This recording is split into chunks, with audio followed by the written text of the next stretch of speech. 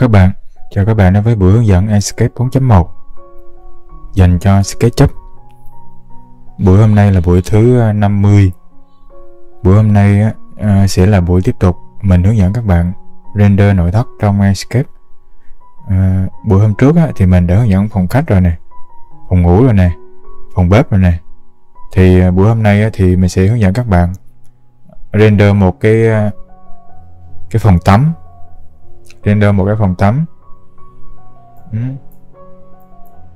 Thì ở đây thì mình có một cái model của cái phòng tắm, một cái nhà tắm. Mình tải trên mạng, trên CGTip. Bạn nào mà muốn thì muốn cái model thì cứ lên trên trang chủ của CGTip tải. Có rất là nhiều model. Bạn nào muốn model nào cũng được. Thì mình thấy cái phòng tắm này nhìn nó cũng lạ lạ một xíu. Thành ra là mình lấy về để mình render cho mẫu cho cái nhà tắm. Thì đây là cái file. Cái file setting này thì mình đã đưa về mặc định rồi. Chưa có thiết lập gì ở cái setting này. Cái file này thì vật liệu thì mình làm sơ bộ hết rồi. Cũng không quá kỹ. Nhưng mà đủ để mà render ảnh. Cái vật liệu mình làm sơ bộ hết. Cái bài này thì mình render với cái phong cách nó hơi tối tối một xíu. Đèn trần thì không có bố trí nhiều, chủ yếu là ba cái đèn hát ngay chỗ cái vị trí cái gương thôi, với cái tủ thôi. Bên trái thì nó có một cái ô cửa sổ của cái phòng tắm. Bên trái thì có ô cửa sổ phòng tắm. Nó có cái hệ rèm lá nhôm này nè. Rồi thì cái công trình sau khi render thì nó như thế này. Đây là cái công trình mà mình render rồi của cái file đó luôn. Sau khi mình thiết lập ánh sáng xong xuôi là mình render ra cái công trình của nó luôn. Sau khi render thì nó ra được cái công trình như thế này. Cái gam màu thì giống như cái ảnh của cái file mẫu trên CGTip, thì cái gam màu nó cũng tối, cho nên mình cũng cố gắng mình kéo cái gam màu tổng thể nó cũng tối xíu theo cái gam màu của cái công trình mẫu đó. Nếu bạn nào muốn sáng thì bạn nào đặt 4 cái đèn trần, sau đó các bạn cho ánh đèn trần xuống thôi, rồi cân bằng ánh sáng giống như những cái bài trước thì gam màu nó sẽ sáng thôi, giống như cái bài của cái phòng bếp Bạn nào muốn cái phòng tắm nó sáng đều thì bạn cứ làm vậy. Cho nó cái hệ đèn trần nó chiếu trực tiếp xuống cái công trình, đừng có dùng cái đèn hắt ngay cái vị trí gương này. Thì tất nhiên là nếu mà chúng ta chỉ bật ba cái đèn ngay chỗ cái vị trí gương này thì làm sao mà đủ sáng được. Chắc chắn mà muốn cái bài của mình nó sáng tổng thể thì phải dùng cái hệ đèn trần. Còn ánh sáng ở ngoài chúng ta đưa vào thì không thể nào mà nó sáng trưng cái phòng được, giống như cái bài trước ở cái phòng bếp thì mình có chia sẻ. Rồi bây giờ cái HDRI mình sử dụng trong cái bài này thì giống như cái bài trước. Cho nó nhanh thì mình cũng sử dụng HDRI này luôn. Bạn nào cần thì cứ lên trên trang chủ của Polyhaven các bạn tải là có hết. Đây là cái file mà sau khi mình render bằng Enscape. Cái file này là mình render cho các bạn. Nước thì mình cũng làm cho nó đồng một chút, không để cho nó yên tĩnh. Rồi quay lại cái file của mình. Thì mà để mà setting một cái file nhà tắm như thế nào thì giống như những cái buổi trước thôi. Thì mình cũng bật cái đèn ở đây là mình tắt hết rồi nha các bạn. Đèn ở đây là mình ẩn hết rồi. Mình không có cho hiện bất kỳ cái đèn nào, có nghĩa là chưa có trợ sáng gì hết, thì giống như cái buổi hôm trước thì mình bật cái bảng setting lên. Mình đặt cho nó cái kích thước ảnh cái đã. Mình đặt nó 4002 này, 3000 này. Cái này thì các bạn đặt sao cũng được, tùy bạn. Đặt sao cũng được. Mình thì mình cho nó cái góc cam của nó nhìn nó cận cảnh luôn, để nhìn tổng thể hết cái không gian tắm này, chứ mình không có để cái góc cam độ hút cam nó quá xa. Cái bài cái ảnh mẫu của nó cũng vậy. Cái này thì bạn đặt cái đường dẫn lưu cái file xuất ra của mình. Cái này là tự động đặt tên cho cái file ảnh mình xuất ra. Rồi cái này thì mình kéo cái này lên mát này, kéo cái này lên mát. Cái này thì mình để không luôn đi, tại vì không gian này nó tối, nó không có sáng nhiều lắm, cho nên là mình để không đi, mình không cần để một đâu. Đó, nếu mà nó tối tối mà để nó có những cái cạnh nữa thì nhìn rất là kỳ. Còn cái này mình kéo nó về, kéo nó về, kéo nó về, mình đưa nó về 2 điểm tụ đi chứ. Rồi kéo nó về 50 luôn đi. Đó, 50 thì nó hơi cận. Đó, để mình đưa nó, chuyển nó lại. Rồi đó, rồi mình đưa nó về 50 thì nó ra được cái góc cam mà mình cần. Đó, cái này hiện tại nó đang mờ mờ ảo ảo này là do mình chưa khử mấy cái thông số kia này. Rồi mình kéo cái này về không, kéo cái này về không, kéo cái này về không luôn. Cái này mình để 20 đi, tại vì nó có những cái đèn trần đây mà. Cái này mình kéo về không, kéo về không luôn. Cái này kéo về không luôn, kéo về không luôn. Cái này kéo về không luôn, ban đêm mới cần, cái này ban ngày không cần. Đó, rồi cái này mình lót cho nó một cái HDRI. Rồi đó, mình lót HDRI đây nha các bạn. Đó, giống như cái bài trước thôi, HDRI bài trước thôi. Đó, sau khi lót vào này, mình bật cho nó là cái đồng bộ luôn, tăng cho nó 20.000 luôn. Rồi kéo cái này về không luôn, mình không có đưa ánh nắng mặt trời vào trong công trình của cái bài này. Đó, kéo cái này về không luôn, tắt cái đồng bộ luôn. Đó, ánh sáng mà sau khi bạn setting đó, bạn đưa 20, bạn thấy không?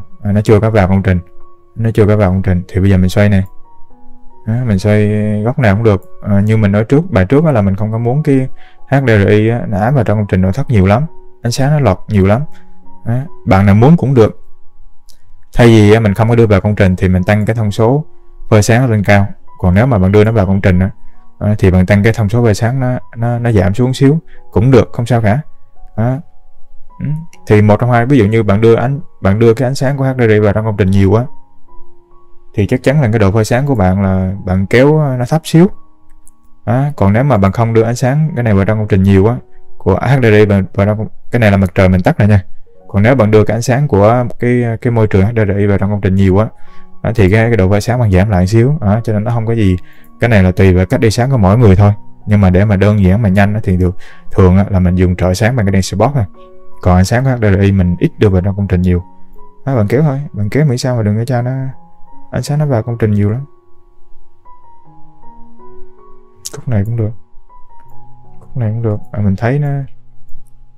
Mình thấy nó cũng y chang nhau rồi, tại vì cái HDRI này cái ánh sáng nó từ lên trần xuống đó, thành ra nó cũng không ảnh hưởng tới không gian bên trong nhiều, nó ở trên xuống này.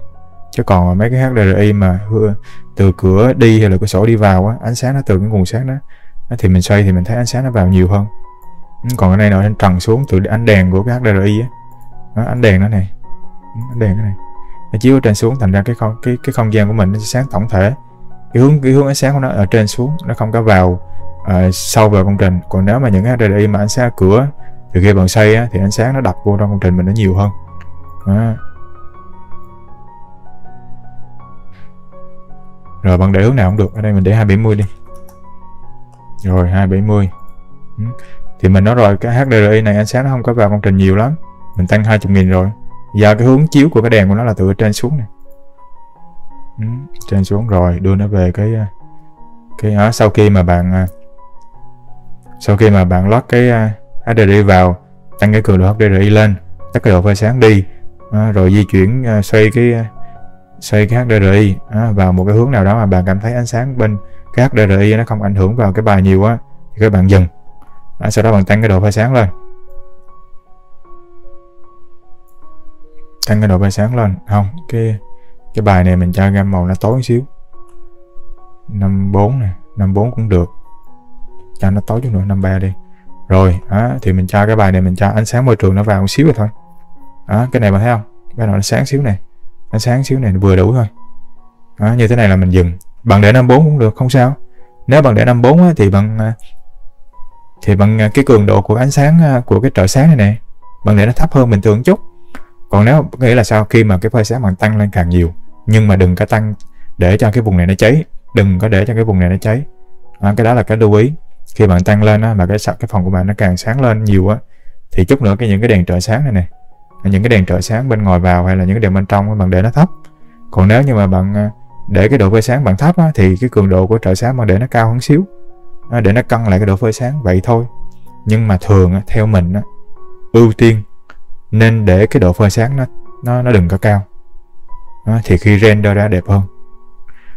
Mình cảm giác rằng khi mà cái độ phơi sáng mình dùng cái độ phơi sáng mình lạm dụng nó, mình tăng để nó đủ sáng á, thì khi mình render cái nét cái bài của mình á, cái vật liệu nó cũng mờ, mà cái ảnh render ra nó cũng mờ. Cho nên là nếu được lựa chọn trong hai cái này á, lựa chọn trong hai cái giữa cái câu chuyện là gì, tăng cái độ phơi sáng lên, giảm cái trợ sáng, hay là giảm cái độ phơi sáng nó vừa thôi, tăng cái trợ sáng, thì mình chọn cái giảm cái độ phơi sáng, tăng cái độ sáng lên. Bởi vì đi theo cái hướng đấy á, thì mình thấy cái bài này mình cảm nhận được rằng á, là những cái cạnh này, cái nét này, vật liệu này nhìn có vẻ nó chân thật hơn, nó nét hơn. Tại vì độ phơi sáng lên, mình lạm dụng cái độ phơi sáng càng nhiều á, thì cái bài của mình nó cảm giác như nó mờ hơn, nó sáng nhưng mà nó kiểu sáng mờ. Rồi sau khi mà bạn giống như cái bài phòng bếp thôi, mình cũng đưa ánh sáng vào vừa vừa thôi. Bài này do mình render cái gam nó tối, thành ra là ánh sáng mình cho nó tối hơn cái bài của cái phòng bếp. Sau khi mình để 53 đủ cái này, và cái này giữ nguyên đi, chưa có đụng chạm gì đi, chưa có đụng chạm gì. Rồi bước tiếp theo là bây giờ bắt đầu mình trợ sáng, giống như cái bài trước thôi, mình cũng trợ sáng bên ngoài vào. Có cửa sổ này mà không có rèm, mà kiểu rèm xuyên sáng á, thì mình sử dụng cái đèn spot trước. Rồi đầu tiên mình bật cái đèn spot trước này. Bạn thấy không, mình gắn một cái đèn spot bên ngoài. Mình xoay hướng cho nó chiếu vào trong cái tủ này, cho nó hay xíu. Chiếu hướng này cũng được, nhưng mà mình thích chiếu hướng này hơn, để cho cánh tủ dưới này nó sáng lên xíu. Cái này là mình sử dụng cái đèn ES, giống như cái đèn mà trong cái bộ đèn mà mình hướng dẫn ở cái video hướng dẫn về đèn spot á. Rồi cái cường độ này, cái này thì cái màu của nó thì mình để màu trắng luôn, mình không có đổ màu gì cả. Cái cường độ của nó này, đây cường độ của nó là mình để 100.000. Cái bài này mình cố tình mình để cho nó những cái bóng này luôn. Như những cái bài trước thì mình ít để, nhưng mà cái bài này mình cố tình mình để cái bóng này luôn, để cho coi như thế nào, chút nữa nó tạo những cái vệt bóng sơ này cho nó cũng đẹp. Nó giống như cái ánh mặt trời chiều tà thôi. Tầm 3 giờ 3 rưỡi chiều thôi, thì nó sẽ tạo độ những cái bóng như thế này. Còn những cái bài khác nếu mà bạn bật đèn mà đầy đủ hết á, thì nó sẽ giấu đi được những cái bóng đổ này luôn. Thì đó, cái đèn này mình đầu tiên là mình bố trí cái đèn này, mình sẽ tăng cường độ từ 1000 lên tới bao nhiêu tùy bạn, nhưng mà bạn cảm thấy là cái này nó không có cháy, nhưng mà nó đổ cái bóng đây là vừa, mình kéo lên 100.000 lại mình dừng, 120 cũng được, 80 cũng được, chả sao cả. Rồi đầu tiên là mình trợ sáng bằng cái đèn spot này, sau đó thì mình sẽ bố trí một cái đèn rectangle ở sau cửa.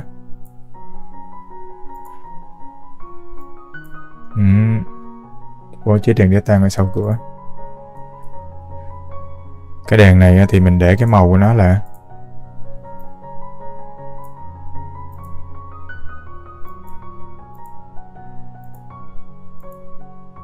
mình cũng không có đổ màu cho nó luôn, mình để cho nó cái màu trắng bình thường luôn. Mình để cho nó cái màu trắng bình thường luôn. Sau khi bạn bố trí không, trên đầu bắt đầu là xuất hiện những cái vạch sáng này. Này bắt đầu nó cũng sáng hơn này, nó sáng hơn rồi này. Thì mình muốn cái gam màu của mình nó tối vừa vậy thôi, chút nữa mình bật cái đèn lên nữa đẹp. Tùy mỗi gu nha, muốn sáng bừng thì cũng được, tùy các bạn.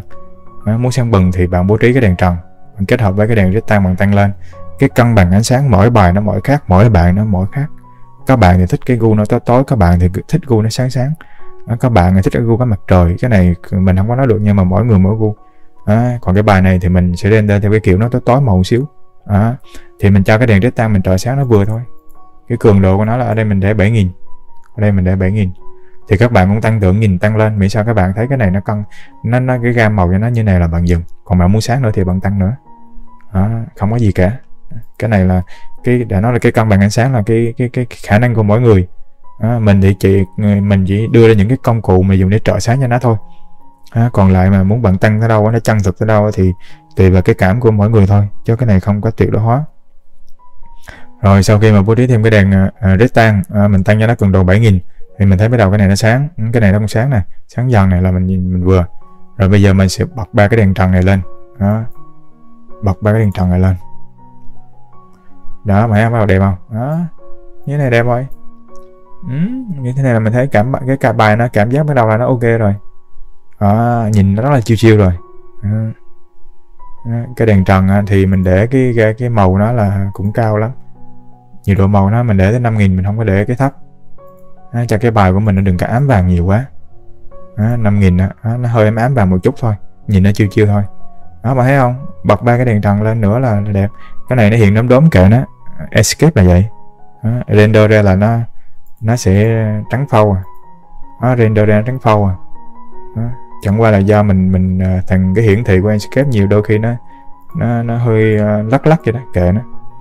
Sau khi mà bật 3 cái đèn trần lên bắt đầu mình thấy ok rồi, ánh sáng tổng thể là cái gam màu nó tối là nét rồi, được rồi, mình thấy ra là hay rồi đó. Ổn rồi, gì đâu. Rồi bây giờ mình sẽ bật những cái đèn hát phụ, đèn hát phụ, bật những cái đèn còn lại luôn. Rồi đó thì mình bố trí cái đèn phía sau gương. Chỗ đây có 2 cái nến, mình cho nó chút ánh sáng. Chỗ này nó có cái đèn hát vô cái tranh. Trên này nó có cái đèn của khe trần. Đèn của khe trần, vậy là xong thôi. Bạn chịu khó bạn bố trí từng cái nào mà quan trọng nhất là bạn bố trí trước, cái nào quan trọng nhì là bạn bố trí sau. Ví dụ trong cái bài này thì sau khi mà bạn bố trí 3 cái đèn trần thì cái đèn sau gương là bạn phải bố trí này, cái đèn hát của khe này là bạn bố trí này, là 2 cái này nó ánh sáng nó cũng tương đối quan trọng kế. Rồi còn 2 cái này là 2 cái phụ bạn bố trí cuối cùng. Bạn bố trí xong bạn cân chỉnh ánh sáng, bạn render test xong rồi bạn bố trí cái tiếp theo thôi. Thì cũng giống như bài trước, render cái phòng bếp mình nó chỉ có như vậy. Cái phía ngoài này là mình không có trợ sáng, mình không có trợ bất kỳ ánh sáng nào nha các bạn, mình không có trợ thêm bất kỳ ánh sáng nào phía ngoài. Mình thì mình nói rồi, chỗ nào có đèn thì mình bố trí, chứ mình không có bố trí thêm những cái đèn trợ sáng mà bất ngờ ở đâu hướng khác hay là hướng kia cả. Mình không có làm vậy. Có những bạn thì thích làm vậy nhưng mà mình thì mình không có làm vậy. Hướng nào hướng chiếu thì một hướng thôi, để bóng nó đổ nó đều. Còn cái đèn spear ở đây mình không có dùng là vì cái không gian của mình là không gian tối trầm, mình không có ánh sáng tổng thể của cả cái đèn trần. Nếu như ở đây mình bố trí 1, 2, 3, 4, 5, 6 cái đèn trần, mình chiếu xuống cho cái phòng khách của mình nó sáng lên, thì mình sẽ bố trí một cái đèn spear ở giữa, để như cái bài trước mình nói đó, để nó làm hài hòa lại cái ánh sáng không gian tổng thể của cái phòng. Còn ở đây là mình sử dụng cái đèn hát không đèn 3 cái đèn hát cái vị trí chỗ cái cửa, cái kính, cái gương này với cái tủ này, cho nên là mình không có sử dụng cái đèn spear. Mình chứ tự nhiên ở đây mà bạn sử dụng nó không có đèn mà bạn quất một cái đèn spear vô, bạn tăng ánh sáng lên, ánh sáng cái phòng nó sáng trưng mà đèn nó không có thì ánh sáng đâu ra. Cho nên ý mình kêu là cái đèn spear nó dùng để nó bổ trợ ánh sáng cho cái hệ đèn trần bố trí đều, thì bạn nên gắn thêm cái đèn spear, hay là những cái đèn điểm nhấn của cái phòng khách cái đèn của cái đèn trang trí phòng khách ở trần thì những cái đó thì bạn nên bố trí mà thêm một cái đèn spear để nó tăng sáng cho cái đèn đó. Nhưng mà bạn cảm nhận như nào những cái đèn mà dùng để trang trí của cái trang trí mà bàn ăn này hay trang trí cho phòng khách này, anh trần xuống này, thì cái đèn spear bạn để cường độ nó thấp thôi, chứ cái đó là ánh sáng điểm nhấn mà không thể nào mà nó cái ánh sáng nó bạn bật cái đèn bàn ăn mà nó sáng cả cái phòng sáng trưng được, không có. Thực tế sao thì mình cố gắng mình cân bằng ánh sáng trong Enscape nó như vậy. Thì sau khi bố trí xong hết đèn rồi đó, nó đơn giản lắm, bài này cực kỳ đơn giản. Bài này cực kỳ đơn giản. Nếu bạn muốn cái bài bạn nó sáng hơn thì ngay từ đầu cái thời điểm mà cân bằng cái ánh sáng bên ngoài vào này, bạn tăng cái phơi sáng lên, bạn tăng cái cường độ của cái đèn spot lên, bạn tăng cái cường độ của cái đèn rectangle lên, thì cái khu vực bên trong nó sáng hơn xíu. Rồi khi đó bạn bố trí cái hệ đèn trần là cái công trình của mình nó sáng trưng đủ sáng Mình nói lại là những cái đèn nào có thì mình bố trí, còn lại là mình không có bố trí đèn lung tung. Mình chỉ bố trí trợ sáng thêm cái đèn spear đối với trường hợp không gian mà mình muốn nó sáng đều hết tất cả các phòng và ánh sáng từ trên trần xuống, và mình sẽ bố trí thêm cái đèn spear. Còn nếu mà không có ánh sáng trần đi nữa thì thường mình cũng ít có bố trí cái đèn spear. Có thể là có bố trí để không gian nó sáng hơn một xíu, nhưng mà lúc đó cái bán kính của đèn spear mình tăng rất là cao, có thể là 1 mét, và cường độ mình để rất là thấp, chứ không thể nào mà chỉ có ánh sáng bên ngoài vào mà cái phòng mình nó sáng đều tất cả các góc được. Ví dụ cái bài này ánh sáng bên ngoài nó vào hướng này đi, thì chắc chắn cái góc này nếu mà không có đèn chắc chắn góc này nó sẽ tối. Những cái góc này nó sẽ tối. Bạn mường tượng sao thì nó như thế này. Cái Ankep nó cố gắng, cái ánh sáng nó khó nói lắm, làm càng lâu năm thì cái độ cảm và ánh sáng nó càng nhiều hơn. Còn tất nhiên mới làm thì làm sao mà nhìn hết được. Thì như thế này là bạn setting xong đèn này rồi bạn bật cái này lên, bạn bật cái này lên, cái này bạn để 50 luôn, cái này mà để 50 lên cũng được, kệ nó không gian tối nó không quan trọng đâu. Là nào muốn thì giảm này xuống, còn cái này bạn giảm cho nó xíu đi, bạn để cho nó 20 đi, cho những cái vùng tối đen nó sáng xíu.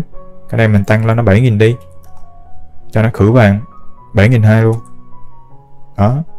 Rồi cái trắng này bạn để nó bằng không luôn đi, mình đâu cần được đâu. Rồi cái này xong, nhớ nha, cái không gian tối tối thì cũng không nên để cái này bằng 1 đâu. Tại vì dụ những cái này nó tối tối bằng ren ra đi, cái cạnh nó nét căng nhìn rất là kỳ. Cái này mình để 35 nè, 53 nè, output này, sky này, cái HDRI này lên mạng tải này. Quay cái hướng nào mà nó đừng có mình thì thường mình quay để cho ánh sáng bên ngoài nó không có vào công trình nhiều. Chứ không thôi mà nếu mà đưa ánh sáng bên ngoài vào, đưa ánh sáng HDRI vào công trình nhiều thì khi mà tăng cái độ pha sáng lên thì cái này nó cháy. Còn bạn nào mà tăng lên, bạn nào kiểm soát được tăng cái hướng nào mà bạn cân bằng giữa cái vùng này nó sáng và cái pha sáng thì các bạn cứ làm, không sao cả. Mình không có nói nó sai nha, mình không có nói nó sai. Mình chỉ nói là cái cách đó nó khó kiểm soát. Và đối với những cái không gian nhỏ như thế này thì mình không có thích làm vậy. Những cái không gian lớn thì có thể ok, nhưng mà những không gian nhỏ thì để cho dễ kiểm soát thường là mình sẽ quay né cái hướng của HDRI vào trong công trình, tăng cái phơi sáng lên cao hơn xíu là rồi xong. Cái này thì cái này bài này thì như thiết lập như thế này, bài này thiết lập như thế này, vậy là xong. Như thế này là render thôi. Mình setting đơn giản vậy đó. Bạn thấy không, hồi nãy có cái bóng đổ đúng không, có cái bóng đổ. Khi mà mình bật cái đèn lên mà thấy không, bắt đầu cái bóng này nó bị mờ dần. Tại vì không gian này mà nó tối thì cái bóng đổ khu vực này nó tạo ra những cái vùng sáng rất là rõ nét. Còn khi mà không gian này cái đèn nó bật lên rồi thì cái này bạn thấy nó ít lại.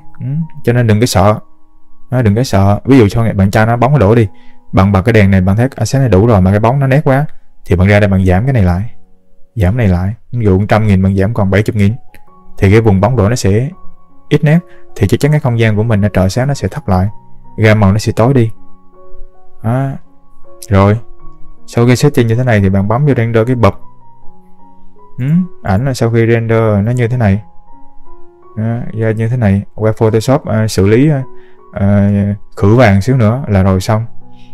Gam màu tối thì để cho nó tối không sao, để cho nó tối không sao cả. Bạn thấy không, khi render ra nó giật này, nó vẫn có cái vùng sáng này, đổ vào đây, mình cho nó đổ hướng này luôn cho nó đẹp, không sao cả. Rồi buổi hướng dẫn render nội thất của cái phòng của cái nhà tắm, cái phòng tắm trong Enscape đến đây là kết thúc. Đi sáng như thế nào cái quy trình đi sáng của từng cái trợ sáng như thế nào thì mình cứ hướng dẫn rồi. HDRI thì mình cũng chia sẻ ở trên Polyheaven rồi. Còn file tải ở đâu thì mình cũng chia sẻ rồi. Bạn nào muốn mà thực hành thì cứ tải về rồi thực hành, không có gì cả. Rồi buổi hướng dẫn hôm nay đến đây là kết thúc. Cảm ơn các bạn đã xem video. Nếu như những cái kiến thức mà mình chia sẻ trong video mà giúp ích được cho bạn thì hãy đăng ký kênh ủng hộ mình. Rồi chào tạm biệt các bạn.